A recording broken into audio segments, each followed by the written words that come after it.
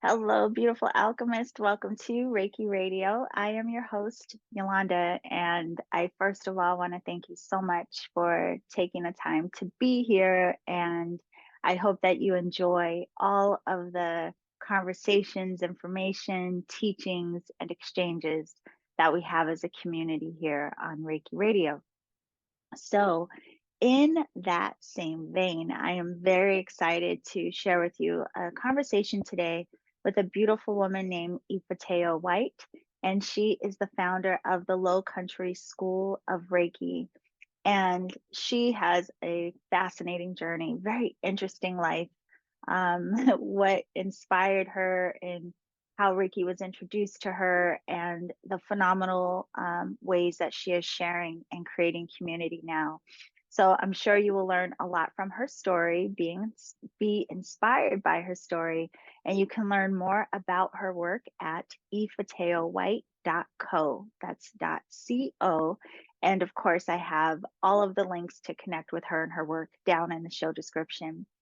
But before we get into that conversation, there are a few things that I would like to share with you. I am very, very excited to have finally created a way to have all things energetic alchemy in one space for you.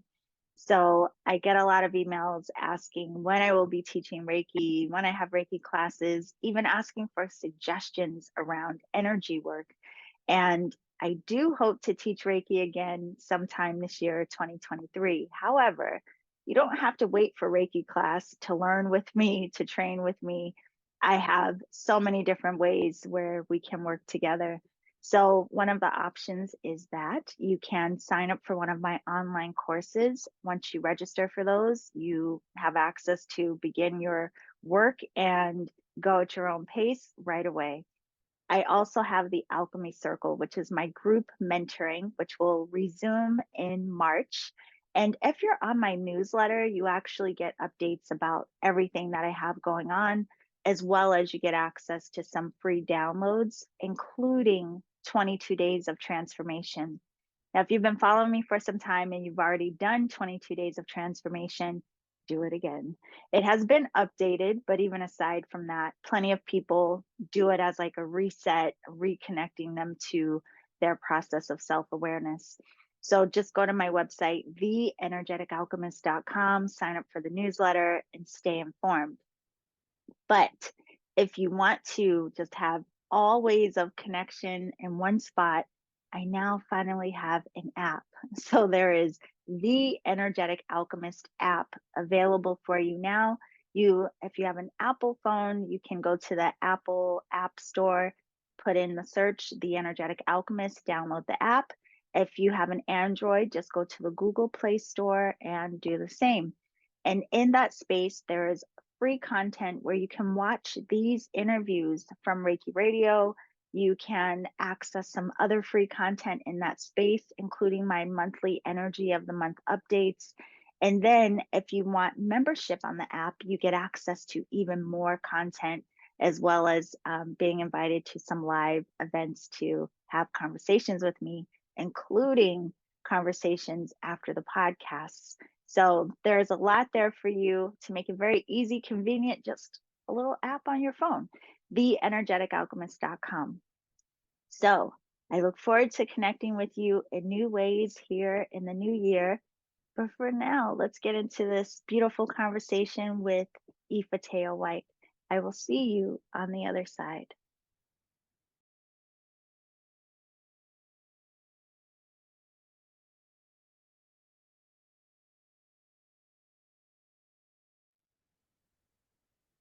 Okay, everyone, welcome to this episode of Reiki Radio with the beautiful Ifetayo White of the Lowcountry School of Reiki. You already know, before we started talking, I was so excited to have this conversation, and I want to thank you so much for coming to share with us today. Thank you. Thank you for inviting me. Yeah, I'm grateful, deeply well, grateful. I'm so excited to hear your story because I have seen you in the community, Yeah. but never really got an opportunity to get to know you. And then more recently, we've had a few conversations in the background, but your overall story and the work that you're doing now is just so phenomenal. So I Thank you. wanted to ask you, before we get into it all, can you share a little bit about your background and what even led you into the arena of Reiki? Oh my gosh. This is a book, okay? Yes. Um, my background, I was born and raised in Washington, D.C. I attended Howard University in the 60s in a revolutionary, wonderful time. I was born and raised Catholic, and I attended 12 years of Catholic school. Very devoted, though, because that part of me is real. The spiritual part of Yes. me was always there. So, whatever religion or spiritual tradition I was a part of, I was really a part of it. Uh, but at any rate, so I was a Russian major at Howard, and one of the first classes to graduate with Russian major. I think we were the second class, and actually was hired upon graduation to translate Russian for a small research company in Boston.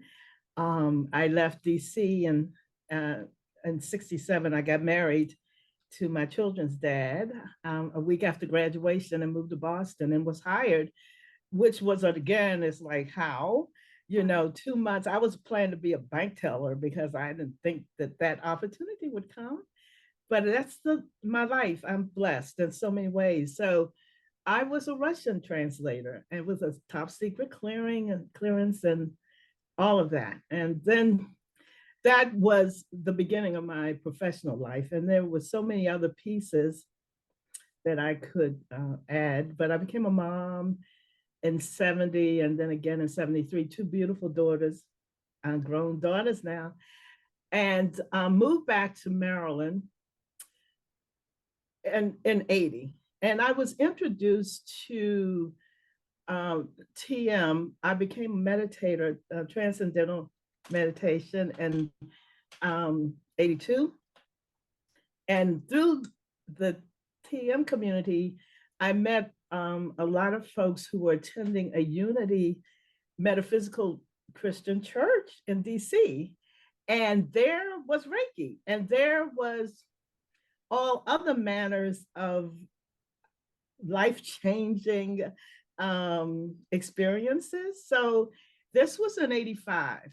And the first Reiki master in DC, Thalia Kafatu, was a physicist at NASA, and she was a member of our church. So this is how my Reiki journey started with just meeting and being amongst Reiki folk in the 80s. I was not drawn to Reiki as a practitioner at that time, although I did begin receiving in 85 and did not become attuned until 95, but I was happy to receive. and as you know, Yolanda, one of my friends, Gwen Mitchell, was the first Black Reiki master in the country who was, she was attuned, a Reiki, initiated Reiki master, I believe in 88 or 89, and served on the board of the council and so forth. So it was very potent, powerful time in DC that many folks don't realize what a community of spiritual and healing people were in that place. And I'm grateful to have been there at that time. So, fast forward, I worked for Congress, the House of Representatives for 10 years, and had this itching of the hands experience going on in 89 and didn't know why, what was this about? And in my meditation, I heard that I'm to touch people. So that was a beginning of this part of my life. And I began studying body work, getting certified in reflexology and everything I could, and acupressure, and then eventually became a massage therapist and was attuned Reiki 1 and 2 in 95. And then I was initiated as a Reiki master teacher in the Western tradition in 99. moved to Beaufort, South Carolina. I live on the coast of South Carolina on St. Helena Island, which is an island off of the coast of Beaufort, um, about an hour and a half south of Charleston and an hour north of Savannah, Georgia. But I was the first Reiki master here in 2000, Bible Belt and all. And here I am in 2023, still teaching, still practicing, still growing. Haven't been attuned by my newest teacher, Franz Steiner, who it's changed my life. Being attuned Shimpadin Reiki in 2000, right as COVID was hitting. Franz taught 12 of us in my home. He came south to the deep south and taught here. And my world has not been the same since Wow. then. Wow. Yeah. That is an amazing story. I mean, so Thank many you. things come up. Of course, the first part of one, looking at you, I'm like, gosh, you remind me so much of my family and my aunts. And Yes, hearing you're from DC, I'm like, what part of DC did you grow up yes, in? yes, But yes, then it's interesting because I too, you yes, know that I'm originally from DC and my family is all in DMV, but I yes, also grew up in Massachusetts. So I'm yes. like, gosh, it's like I was Oh my following you goodness. around. Yeah, I I grew up didn't in know that. Worcester. Yeah, Yes, yes, Worcester. But anyway, yes, it's fascinating to hear that you were a Russian translator. yes, So curious of like why that was even an interest for you. And then to hear when you got to the spiritualist church, here you have a NASA physicist, a Russian translator, and you're both in this. Because I think a lot of people don't associate maybe people that would have those types of interests, jobs, careers, and these things would think that they would possibly be spiritualist. So I like that you bring that into people's awareness that this yes, work really touches everyone. But yes. what made you curious about learning Russian to that degree and wanting to be a translator? Okay, there's two sides to that story, and I will make it brief. But initially, uh, I, as a child, and into by and until I went to college, I really had in my heart to be a pediatric um, psychotherapist. I was very interested in um, trauma that children experience because I had my own amount of trauma in childhood. And I had a great curiosity and then found out about such professions and wanted to help. That's one side of the story. The other side of the story is that in from high school, I believe, from eighth grade through 12th, I studied Latin and French, and I was really good at languages. And I loved them, and it was a natural affinity for me. So when it was time for me to go to college, the choice that was presented to me that my family was more interested in supporting Mhm. was a language. I didn't start out as Russian, I started out as French. And the thought was that I would teach French. And that made it very palatable. In the back of my mind, I didn't think I was going to teach. I always wanted to translate, but I couldn't share that. In the 60s with my family, I was the first one to go to college. And, there was a lot of hopes and dreams. And being an Aries person, I'm very self-directed and very self-guided, and I have a certain amount of freedom as far as what I'm willing to risk, and for to be who I am. So I chose French as a major, but in looking for a minor, a friend of mine suggested Russian, and she thought I would love it, and I said, okay, I'll try.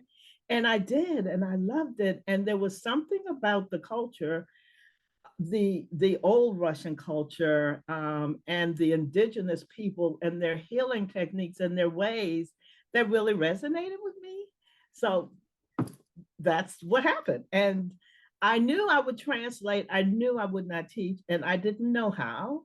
And I thought I'd move to New York and do all of that UN, and then I got married, and then I went to Boston, and there, Yeah. the rest is the story that you heard. Yeah, Well, it's really interesting how like you still will see yeah, glimpses of your interest woven throughout the journey, even before you really get into the healing work. I mean, even yeah, to yeah, have thought it was just about learning a language, but to then have fallen in love with the culture and the indigenous people and their healing. Yeah. So it's like, it's yeah, funny when we look back how you always see hints of it yes, speaking to you, speaking to your heart. And I want to go back just for a second again. You mentioned how you were in a meditation and you started feeling these itchy hands and were guided to know that I need to touch. This is yeah, something I need to do. And it's funny because I always joke, people ask me if I teach yoga because I did yoga teacher training. yeah, I've not taught one yoga class. And the only reason I took yoga was I was in a meditation and I got a message, take yoga to learn how to breathe. And yes. so I took yoga teacher training specifically to focus on breath work and never taught a class. So, how was that for you? When that came through for you in that meditation, were you questioning or did you just right away look into what you could take? Um, well, first, of course, the first was a question of, I Yeah. don't know what this means. First, I thought maybe I'm supposed to do art.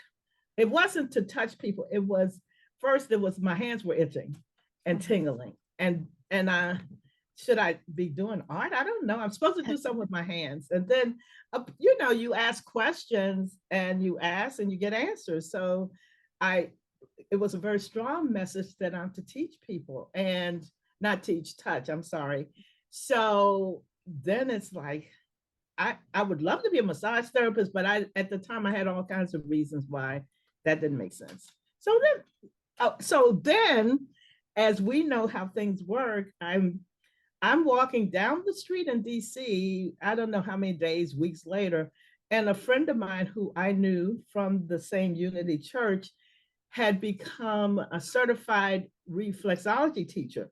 So I was sharing with her about this, and she said, "Well, come take a class with me. Come take reflexology. It's only 2 weekends, and you're a single mom, so I had all that responsibility." And boom, that's how it started. But you know what happened, Yolanda? I had a memory eventually when I was a little girl, 4 or 5. Um, I remember sitting at my grandmother's feet and I would have Vaseline and I would just rub her feet after she came from work. And eventually my grandfather set his chair up next to her. So I had 2 sets of feet. And I would just sit on the floor and I was little, but I had forgotten, I forgot all of that until I started this touching. I remembered that from childhood. And I always was able to read minds. I was very sensitive, intuitive. But when you go to high school and everything, you don't want to look peculiar and you don't want to be different. And you go to Howard University, big old afro, and you become very Afrocentric and all of that. So those memories had left me until I began touching again.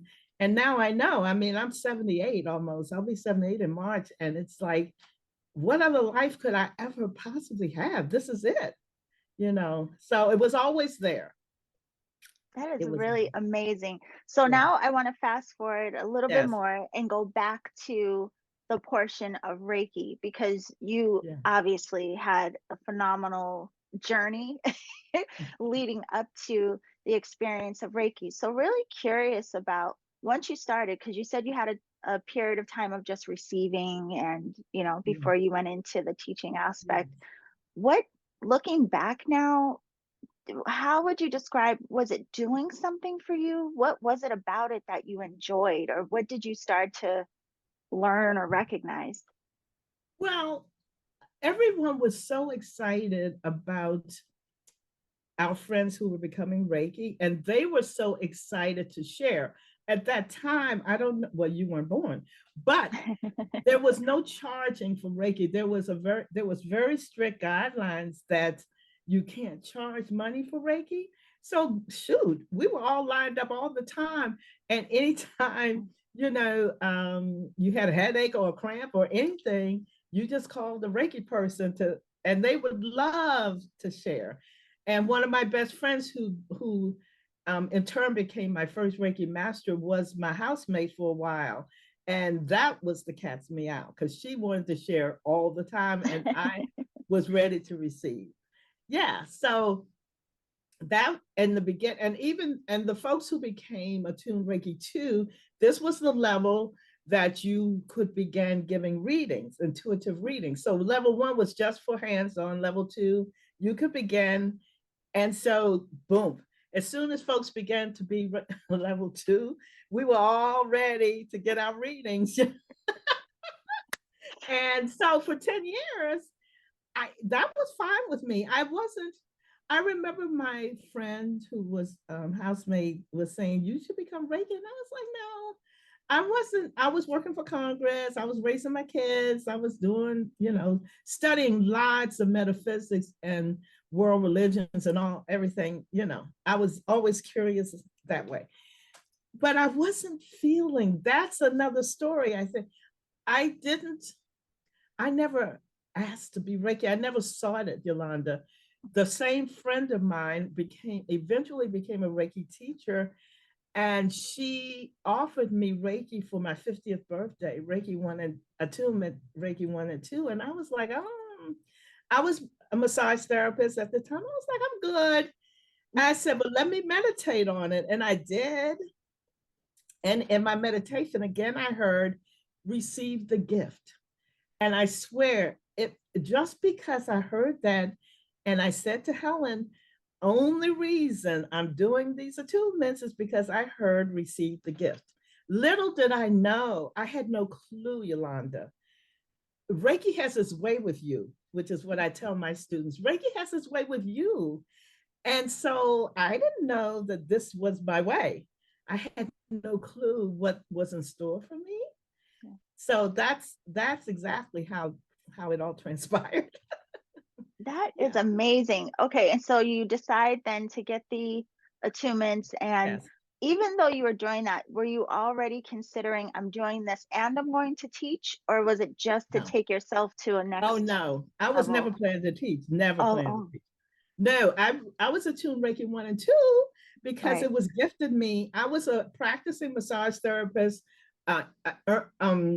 herbalist, um, acupressure, and so I sort of incorporated the Reiki with the massage, Mm. but I was not planning to go any farther. And so I moved back to DC. That was 95. I moved back to DC at my parents died 4 months apart, and I moved back in 96. And and was raising a nephew and doing things. Well, one of my Reiki master's friend and student became a Reiki teacher, and she needed someone to teach. Mm. So she called me and said, "Would you like to be attuned to Reiki 3?" And I was like, "Oh, I'm good. I'm I'm not really interested in teaching. I swear to you, this is how I went. I'm not interested in teaching." So she said, "Well, I need someone. Would you please just?" And so again, I said yes. And I was attuned Reiki 3. At that time, I had gone back to massage school because I wanted further training. It was another. So I invited my whole class. I wasn't thinking. I invited the whole class one weekend. If you want to become Reiki, come to my house. I'll teach. That's how it started. I never paid one penny for a Reiki attunement ever. I never, except for with Franz, finally, when I was conscious of who I was Yeah. and who I was in Reiki and who Reiki was in me, yeah, that's a difference. But initially, I really had no clue. And it was always from invitation and always from my spirits. It was only my spirit that would say yes, because I didn't feel I needed it. And, I my first Reiki master, Helen, I would say to her, I have good energy, Helen. I don't know why you think I need to have Reiki, I become Reiki. She said, yeah, but you have no clue what the attunements would do for you. And I was like, well, I don't, whatever, I'm good. Yeah. Oh, So then yeah. the teaching, I became a teacher in 99 and moved here in 2000. And I've Yeah. been teaching since then. Yeah.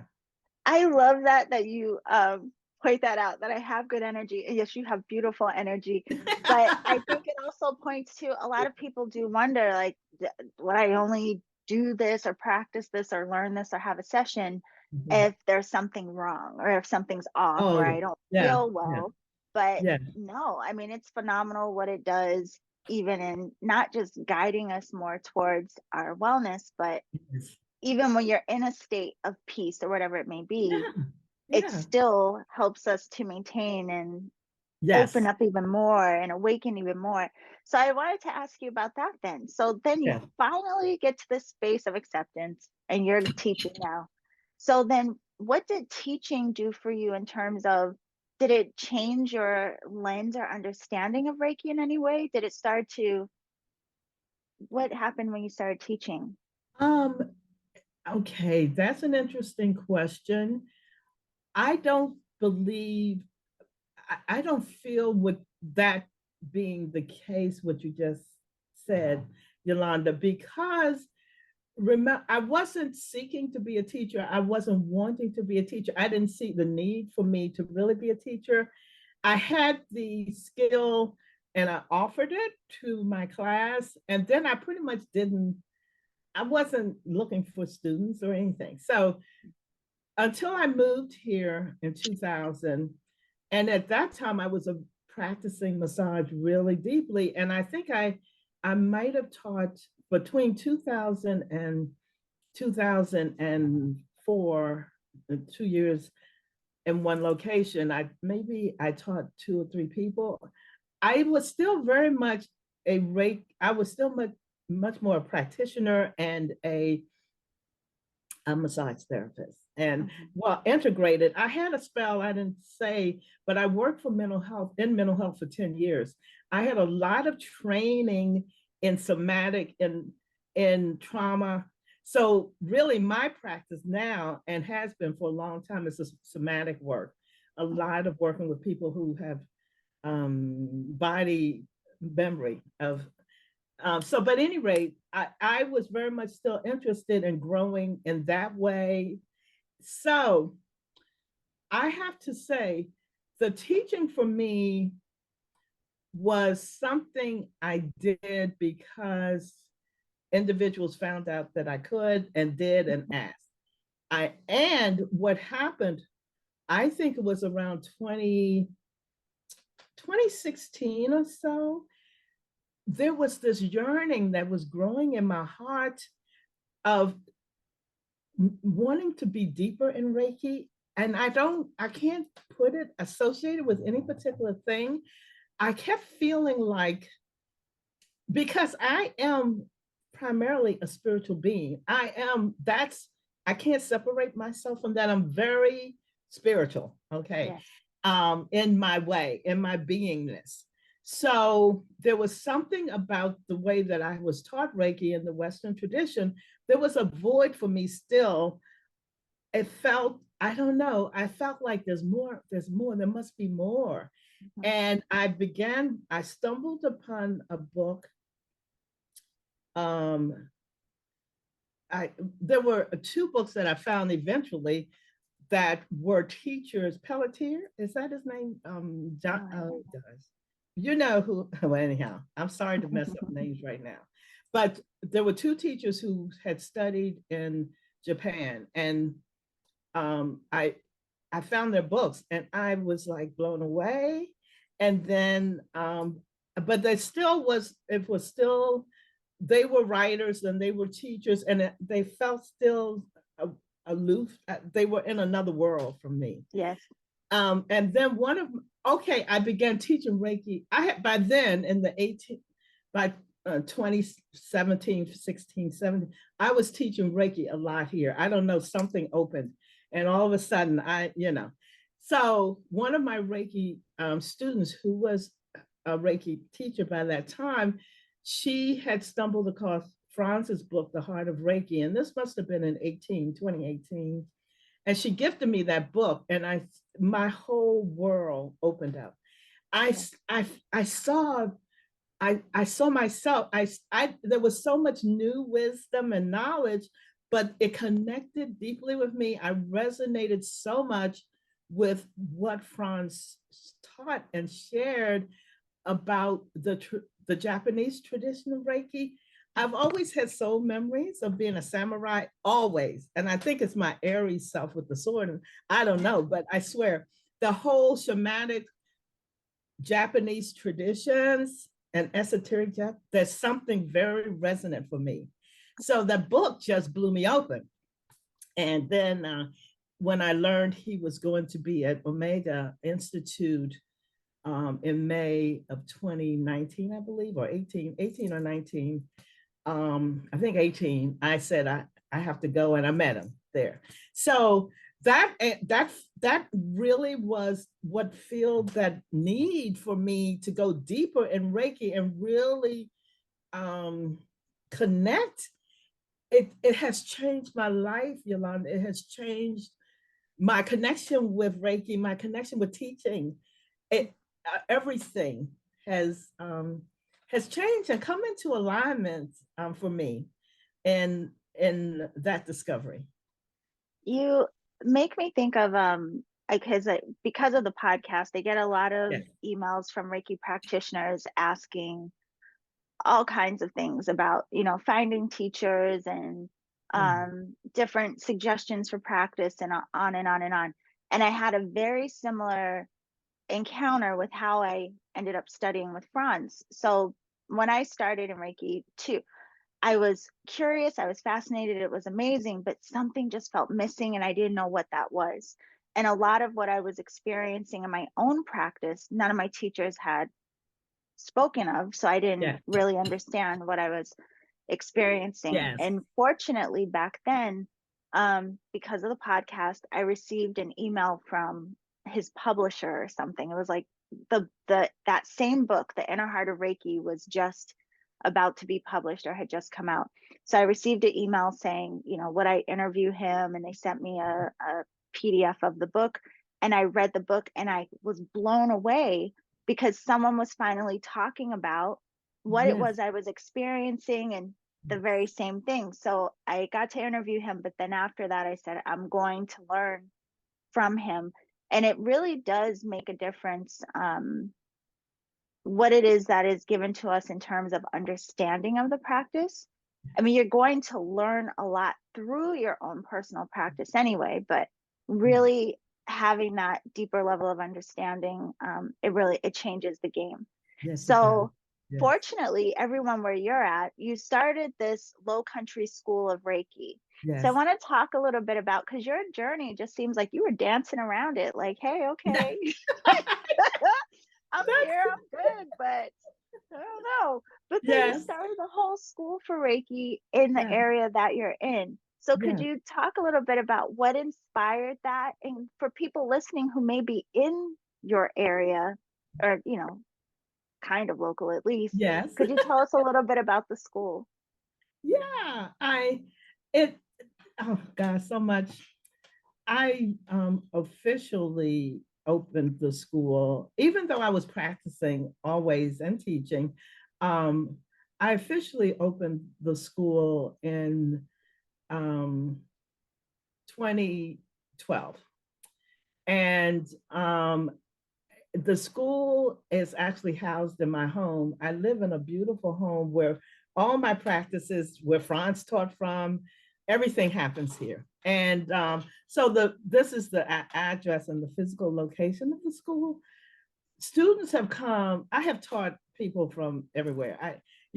Local people, of course, but a lot of people come to me and have come from places because I do have accommodations here. And so if it, unless I'm full, then there's always a place for students to come.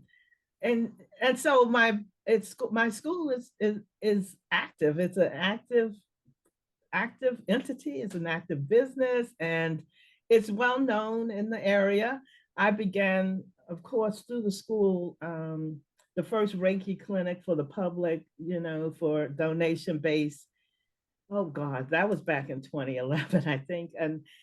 And since then, I have students. I have so many students now that they, thank goodness, can pick up the torch and do these things. And that for me as a mom and a grandmother, that's really who I am. Really who I am.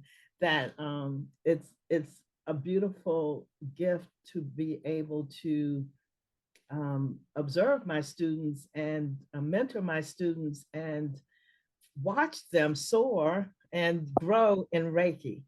So yeah, that's the Lowcountry School of Reiki. Yeah. Yeah, so it's more, I mean, just so people are clear, I mean, like it's like a retreat space. It's this beautiful Yes. retreat healing Yeah. space Yeah. where people can come learn Yes. and stay in that space. It's Yeah. making me think of how one time speaking with you, you were mentioning how you start your mornings Yes. driving barefoot to the beach and you like to I walk do. along the beach. Yes. I So do.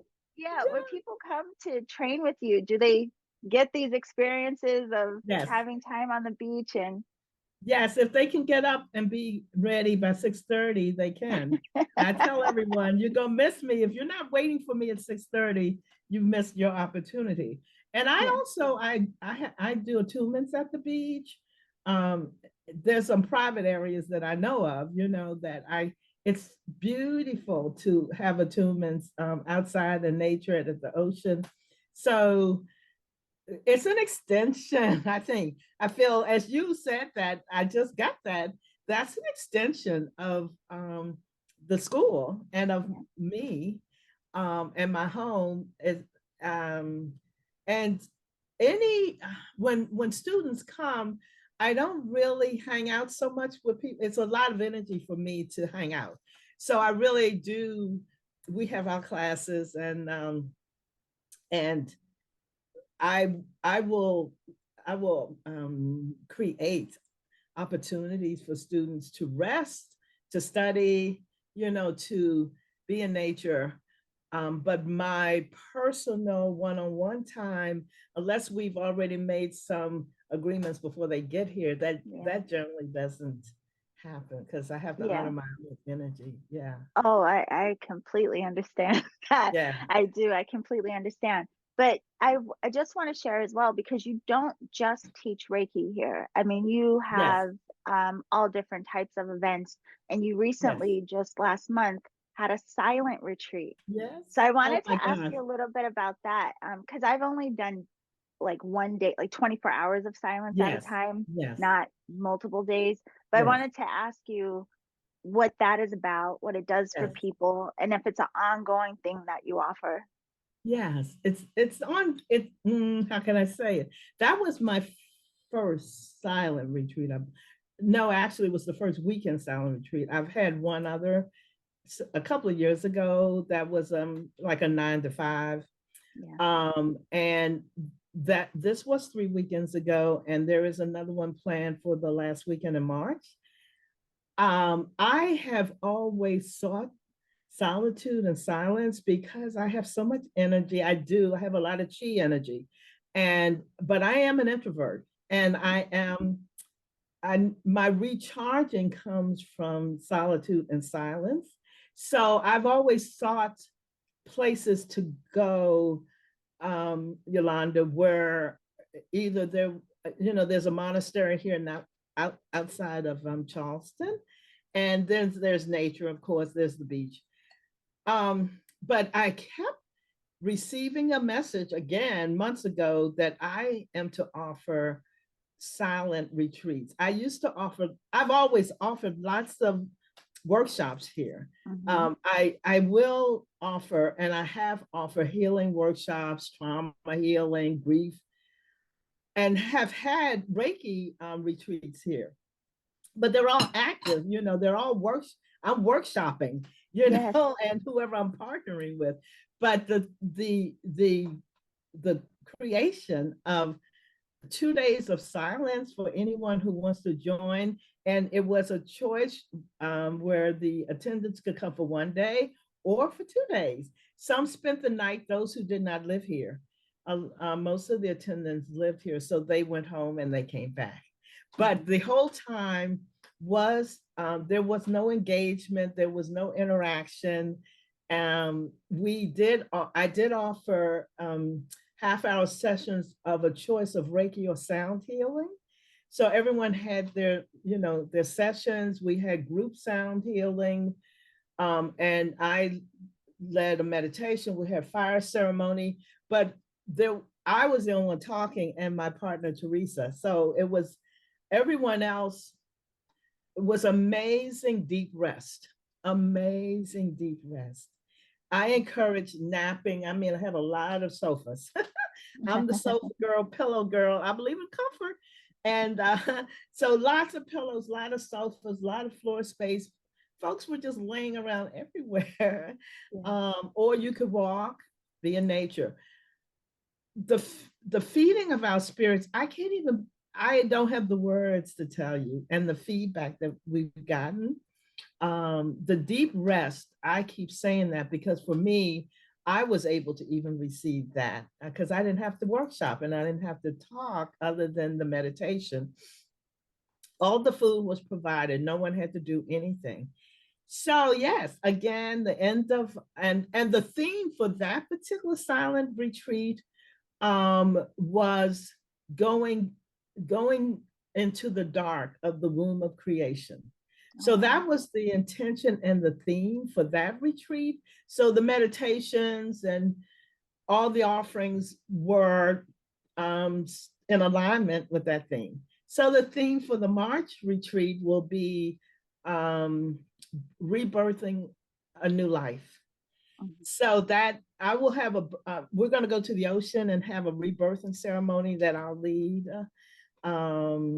I do ceremony, a lot of ceremony. I forget. I do a lot of different things. So anyway, we will have a rebirthing ceremony at the ocean one day, and then the other day we'll have a fire rebirthing ceremony. Because this is the season, March, and it's the spring equinox and the new life. And I was a doula. Remember, did you know that birth doula? So birthing for me and darkness and womb, all of this is just, and so I integrate. I'm an integrationist. Let's put it that way too. I just integrate everything. Reiki is not separate from my life, nor any other aspect of my life. Everything is so very well integrated, and that's how I like life to be.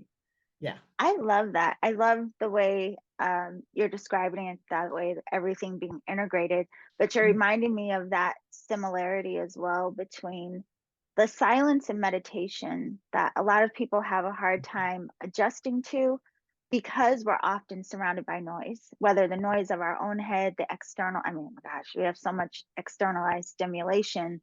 But that's one of the things why I fell in love with meditation was just sitting, but I don't think I made that connection till you were just talking about the silent retreat, that there's something about that silence, even in meditation, that is just so rejuvenating and restorative. And so to have an event where it's almost like going back into the womb space and being in that quiet space, I don't know, I think it's interesting how that's lost on us a lot in the world that we live in such a noisy, distracting world that we often, why would it cross our minds to just be quiet? Just be quiet. Just be quiet.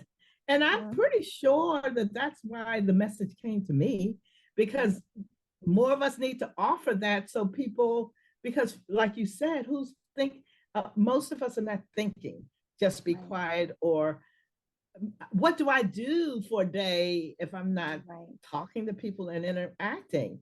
So we need people to guide us, just like we need people to guide us in Reiki or birth or any other thing. We need folks. Some of us are called to guide that way. And it feels like natural for me. I don't know.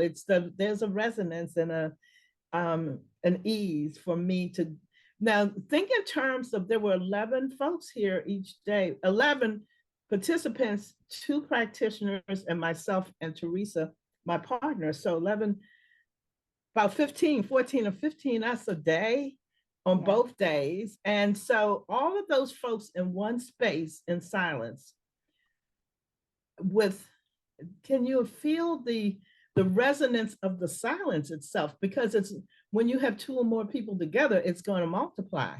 Right. And so the depth of the rest and rejuvenation, renewal, all of that, it was a result of our time together in January, actually. January. Yeah, that's beautiful. So we are going to tell people how to get in touch with you, because they can follow and go on your site or follow you on Instagram to see the different offerings that you have. But there are a few more things I want to make sure to ask you before you go. One, I'm going to ask you when we're done, because but one of the things fortunately, we were connected because of Natalie, who also was is a student of Franz. And you have a beautiful book project that you're working on. And so it's interesting, like how throughout this, you're like, I wasn't a teacher. And now you're doing all this phenomenal work, have this beautiful healing school. And now you're extending even more and going to work to bring people together. That's what you seem like too, just like such a connector, like bringing people I am together. Yes. Yes. So can you talk a little bit about that and what even inspired you to want to create such a beautiful collaboration? Oh gosh, yes, it was it was Natalie who sort of was the match to light the fire. Because I for years have been knowing I'm to write a book, And I knew it was a Reiki book. I first thought it was my manuals, and then it was no, you have to write a book, but nothing was coming through because it was like, I can't write another teaching book. It's just, one more teaching book. Right. And Natalie, in one of our I met Natalie. I was in New York visiting an aunt, and Natalie and I had a meal and hung out. It was great. And she shared with me how she felt a deep desire to hear different voices from the Reiki world. And then we talked about that. And so it came to me, that's what I want to do. That's the book I want to write. I want to bring into the whole Reiki world voices of diversity and of diverse people, diverse races, diverse occupations, in addition to their Reiki practice, diverse spiritual connections. That's who I am. I'm that person. I bring people together easily. And it was a no-brainer. It was that's it. And the fact that I didn't have to just write the book myself was an even greater gift. So the collaboration, the book that is in the birthing process and gestation right now is a collaboration of many voices from the Reiki world that are not heard ordinarily in our beautiful community. It's really exciting. When I heard about it, I was like, wow, this is it's amazing, I think, overall, and especially for you, because I mean, you have been practicing and introduced to Reiki, I mean, so many years ago. So I can't imagine how much change or expansion you must be noticing within the community from the time that you started till now. And one of the things I wanted to make sure to that we get in, 2 things. I want to talk about the membership and how people can work with you there. But I'm also so curious, because you mentioned you have 2 daughters, and being raised by you, that must have been interesting. So just curious if your daughters ended up having any interest within this realm as well, and how is that for them? Oh my gosh. Being raised by me, it was all a divine setup. I have to Hmm. say. And one, I had a reading, years and years ago. And I remember the friend of mine who was doing the reading, he said, these daughters of yours were gifts to you. You did not earn them comically. They are gifts. And I have to say that's true because they're both outstanding women right now. And I wasn't, how can I say, I was born gifted intuitively and empathically and sensitively, but I did not have a lot of knowledge about all of this world. So they had to grow up with me learning. And once I, once I began meditating, which was really the switch for me when I began a regular serious meditation practice daily, things started changing in me. And I was attending the Unity Church and I was insisting that they go with me. And they were like, oh my God, Mom, all of these affirmations, because this church did a lot of affirmations. And they were like, oh, do we have to go? Well, this now, and all, I mean, meditations, affirmations, I was growing. I became a vegetarian for 13 years. I didn't insist that they did. And so now my daughters are 53 and almost 50, 49. And who meditates, who does affirmations, who's Reiki. One, my daughter Jamila, who is a professional psychic and medium, and now author of a best-selling book, she's a Reiki teacher. She used to teach. She never was a Reiki practitioner. She said, Mom, that's not my thing. I don't touch people. That's your thing. But she taught, and she always taught intuitive development as a part of the Reiki for her. That's her path. Hmm. But so we all kind of grew up, and I will say to people when my daughters and I were growing up, because this is how it was. Right. We were growing up together in this way. And the seeds, and I will say to parents of young children or children, just plant the seeds. You don't know what's going to take and what isn't. And that's what I knew that much. I knew that I could just plant the seeds. They could bark, they could fuss, they didn't want to go. They were laughing at people in church, whatever, all that kid stuff. Hmm. And then, who ends up going to Unity Church? My daughter Jamila, as she became a woman, she found a Unity Church in DC. That became her home church. And Wow. oh my God. So, yes, it wasn't, I don't want to say it was Eden because it was not. And, but it was, we grew together. And I had enough courage because I'm made that way to continue in spite of whatever my children felt about how I was growing and my practices. I knew in my heart, and I knew that this is what I had to do and this is what I will do. And you will do you. And this is what I will do. So that's, yeah, yeah. So my grandchildren, of course, they benefit from all of it. And Yes. my granddaughter has anxiety attacks about testing, and I taught her breathing, and I remember my daughter said to me in the car going to school, and my granddaughter was talking about the test, and my daughter said, "Well, don't forget breathing." And so she said, "Oh yes, I've been doing that, Mom." So my daughter said, "Oh, I'm so glad that you're doing something that I taught you." She said, "No, you didn't teach me. Nisa taught me that. I'm Nisa to them."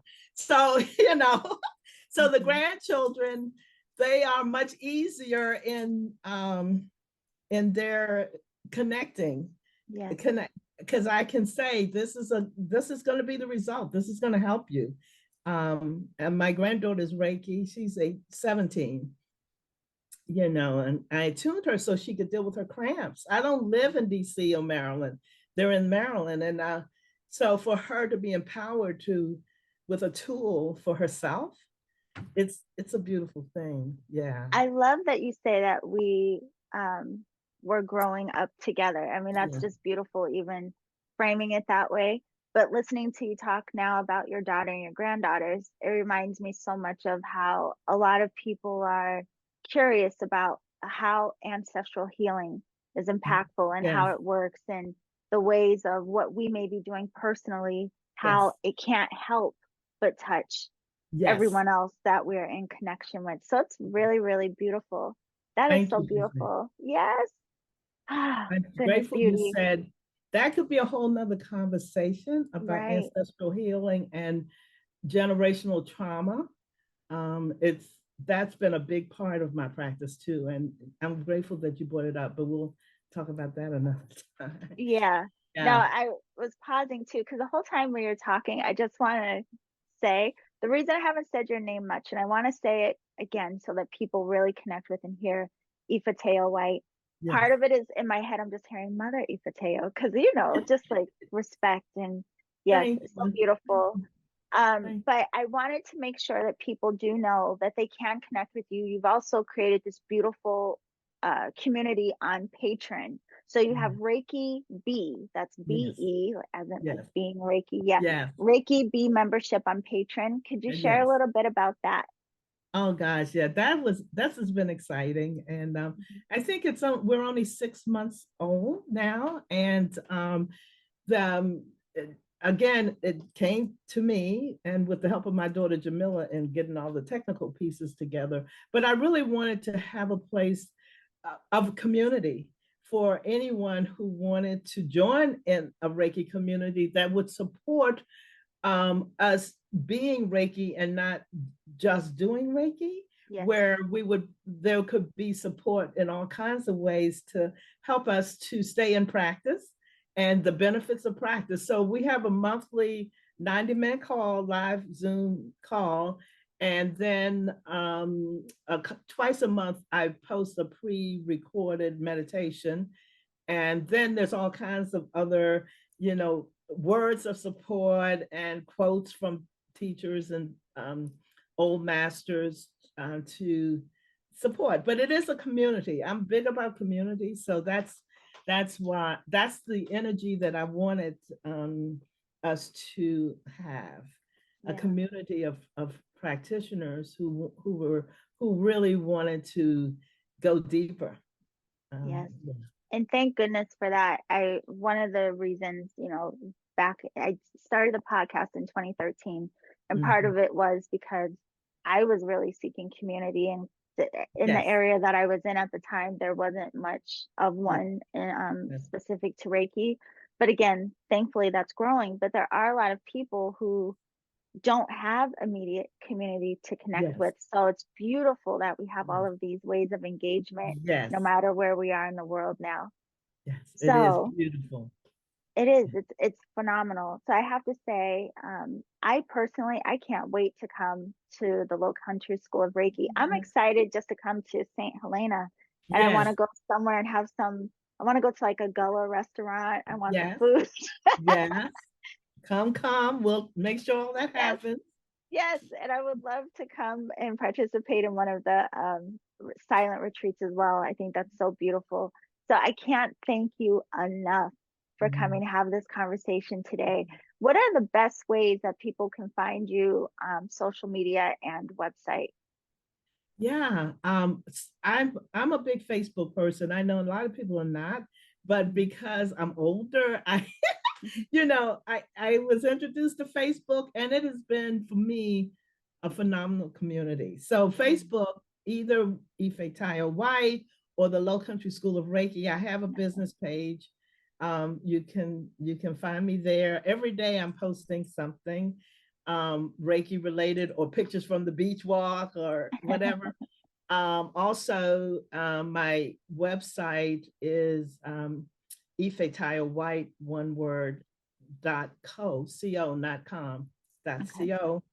And I am on Instagram now, thanks to Yolanda. And so she was like, I don't really do Facebook that much. So now I connected myself to Instagram, and it's been fun.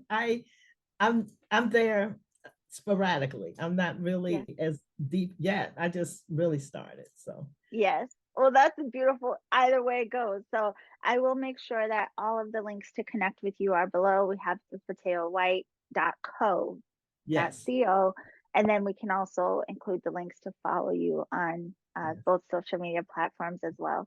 So thank you so much, dear love. And for everyone else, thank you for tuning in today. Yeah, yes, thank you so much, Yolanda. Beautiful.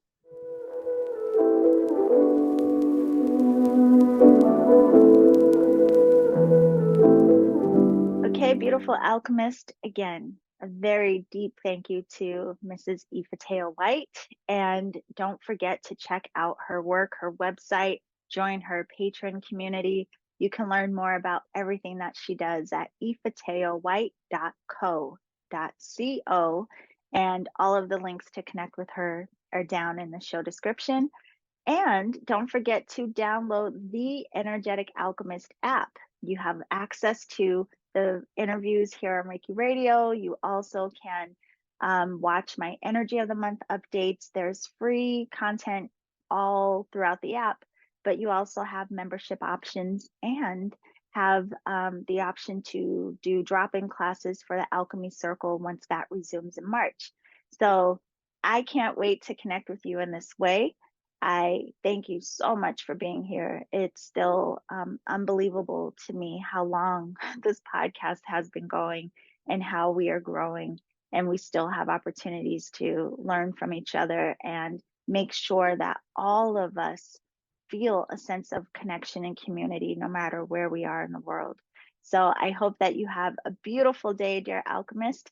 Also, if you are on the app and have your membership, you can access weekly readings by sign. So, I have an oracle deck, the Energetic Alchemist Oracle, which you can get through my website, theenergeticalchemist.com, and international orders have opened up there. But if you want weekly readings by astrological sign, you can access those as well on the app. So, okay, that's really it for now. I thank you so much for being here. I will see you next week. And remember to always journey in love.